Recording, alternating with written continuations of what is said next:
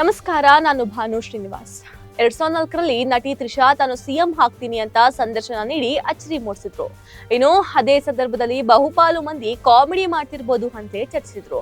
ಆದ್ರೀಗ ತಮ್ಮ ಆತ್ಮೀಯ ಸ್ನೇಹಿತ ವಿಜಯ್ ಟಿವಿಕೆ ಪಕ್ಷ ಕಟ್ಟಿ ಮೊದಲ ಯತ್ನದಲ್ಲೇ ದಿಗ್ವಿಜಯ ಸಾಧಿಸಿದ ಬಳಿಕ ತ್ರಿಷಾ ಮಾತು ಮತ್ತೊಮ್ಮೆ ವೈರಲ್ ಆಗ್ತಿದೆ. ಅಷ್ಟೇ ಅಲ್ಲ, ತ್ರಿಷಾ ವಿಜಯ್ ಪಕ್ಷ ಹಾಗೂ ಗೆಲುವಿನ ಬಗ್ಗೆ ಪದೇ ಪದೇ ಉತ್ತಮ ಮಾತುಗಳನ್ನಾಡ್ತಲೇ ಇದ್ರು. ತ್ರಿಷಾ ವಿಜಯ್ ಬಗ್ಗೆ ಸಾಕಷ್ಟು ಗಾಸಿಪ್ ಹರಿದಾಡ್ತಿರೋದು ನೋಡಿದ್ರೆ ರಾಜಕೀಯವಾಗಿ ಜಯಲಲಿತಾ ರೀತಿ ಬೆಳೆದ್ರು ಅಚ್ಚರಿ ಇಲ್ಲ ಅನ್ಬೋದು.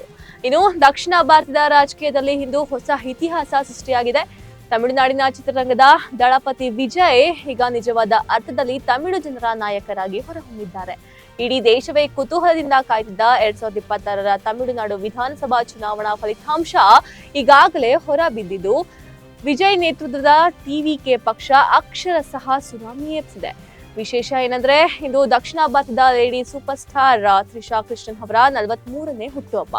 ತಮ್ಮ ಆಪ್ತ ಗೆಳೆಯ ವಿಜಯ್ ಅವರ ರಾಜಕೀಯ ಭವಿಷ್ಯಕ್ಕಾಗಿ ತ್ರಿಷಾ ಇಂದು ಮುಂಜಾನೆಯೇ ತಿರುಪತಿ ತಿಮ್ಮಪ್ಪನ ಸನ್ನಿಧಿಗೆ ಭೇಟಿ ನೀಡಿ ವಿಶೇಷ ಪ್ರಾರ್ಥನೆಯನ್ನ ಸಲ್ಲಿಸಿದ್ರು. ಅವರ ಪ್ರಾರ್ಥನೆ ಫಲಿಸಿದೆ ಕೂಡ. ದಶಕಗಳ ಕಾಲ ತಮಿಳುನಾಡು ರಾಜಕೀಯವನ್ನ ಆಳ್ತಿದ್ದ ಡಿಎಂಕೆ ಮತ್ತು ಎಐಎಡಿಎಂಕೆ ಪಕ್ಷಗಳು ಹಿಂದಿಕ್ಕಿವೆ. ಸದ್ಯ ಸಿನಿಮಾ ರಂಗದಲ್ಲಿ ಅತಿ ಹೆಚ್ಚು ಹಿಟ್ ಸಿನಿಮಾಗಳನ್ನ ನೀಡಿದ ತ್ರಿಷಾ ಹಾಗೂ ವಿಜಯ್ ಜೋಡಿ ಈಗ ರಾಜಕೀಯ ಯಶಸ್ಸಿನಲ್ಲೂ ಜೊತೆಯಾಗಿ ನಿಂತಿರುವುದು ಅಭಿಮಾನಿಗಳಲ್ಲಿ ಡಬಲ್ ಧಮಾಕ ತಂದಿದೆ.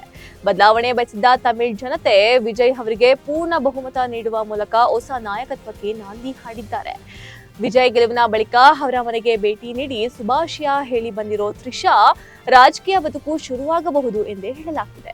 ಒಟ್ನಲ್ಲಿ ಮೇ 4 ತ್ರಿಷಾ ಪಾಲಿಗೆ ಹುಟ್ಟುಹಬ್ಬದ ಸಂಭ್ರಮವಾದ್ರೆ ವಿಜಯ್ ಪಾಲಿಗೆ ರಾಜಕೀಯ ಜೀವನದ ಹೊಸ ಅಧ್ಯಾಯ. ತಮಿಳುನಾಡಿನ ನೂತನ ಸಿಎಂ ಆಗಿ ವಿಜಯ್ ಪ್ರಮಾಣ ವಚನ ಸ್ವೀಕರಿಸಲಿದ್ದಾರೆ ಎನ್ನುವುದನ್ನ ಕಾದು ನೋಡಬೇಕಾಗಿದೆ. ಇನ್ನು ವಿಜಯ್ ತಿರುಚಿ ಈಸ್ಟ್ ಹಾಗೂ ಪೆರಂಬೂರು ಎರಡೂ ಕಡೆ ಸ್ಪರ್ಧಿಸಿದ್ರು. ಈ ಎರಡೂ ಕ್ಷೇತ್ರದಲ್ಲಿ ಗೆಲ್ಲೋದು ಪಕ್ಕಾ ಆಗಿದೆ. ಈ ಪೈಕಿ ಒಂದು ಕ್ಷೇತ್ರಕ್ಕೆ ವಿಜಯ್ ರಾಜೀನಾಮೆ ಕೊಡಬೇಕಾಗಿದೆ. ಆ ಕ್ಷೇತ್ರದಿಂದ ತ್ರಿಷಾ ಶಾಸಕಿಯಾಗಿ ಆಯ್ಕೆ ಆಗಬಹುದು ಅನ್ನೋದು ಗಿಲ್ಲಿ ವಿಜಯ್ ಫ್ಯಾನ್ಸ್ ಲೆಕ್ಕಾಚಾರ. ಹೀಗೇನಾದ್ರೂ ತ್ರಿಷಾ ಕೃಷ್ಣನ್ ದಳಪತಿ ಜೊತೆಗೆ ರಾಜಕೀಯಕ್ಕೆ ಎಂಟ್ರಿ ಕೊಡ್ತಾರಾ ಅನ್ನೋದನ್ನ ಕಮೆಂಟ್ ಮಾಡಿ.